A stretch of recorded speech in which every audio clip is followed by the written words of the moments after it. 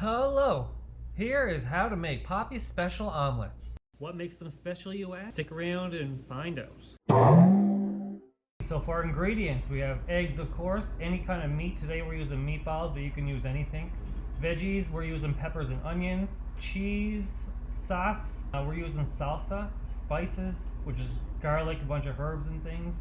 And then oil or butter. Okay, so first we get the pan hot. You pour a little oil in it. Spread that around, wait for it to get nice and hot. Okay, now you crack your eggs and you beat the eggs in a circular motion fast enough that your egg mixture moves in the shape of a tire.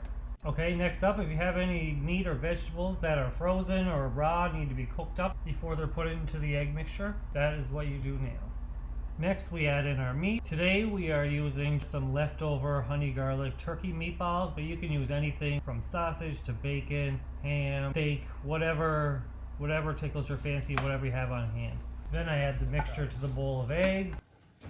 It's important to get the pan really hot before you pour the eggs into it, and then you can spread out the mixture so that it's pretty uniform. Add your spices. Today we're just adding garlic, herbs, things like that. Put the cover on, turn down the heat. While that is cooking, we will grate our cheese. Make sure to give a piece of cheese to your dog if you have a dog. Then check it, check the omelet, check the edges, make sure it's all sticking together and it's not sticking to the pan. Keep checking and make sure it's not too runny on top. If it is still running on top, put the cover back on top for 2 minutes and then proceed to flip. Came out a little dark, but it will still be delicious.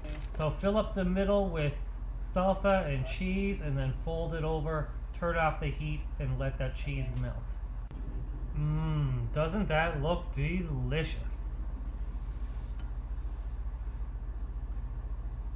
So unfortunately I had to share my omelet with my wife Katie, so I had to cut it in half here. I like to drizzle a little bit of hot sauce on top of mine and dip it in ranch or dill dip. Have it with a piece of toast. But my God, this came out some good. Look at that cheese. So I've been making these omelets for 25 years now, and every single time they are absolutely delicious. Well, you made it through this far, and for that I wanted to say thank you. If you're still wondering what makes this omelet so special, it's because it's a recipe and technique that I've learned from my grandfather, and now my grandfather has dementia and Alzheimer's, and he can no longer remember that he ever taught me this or even how to make an omelet.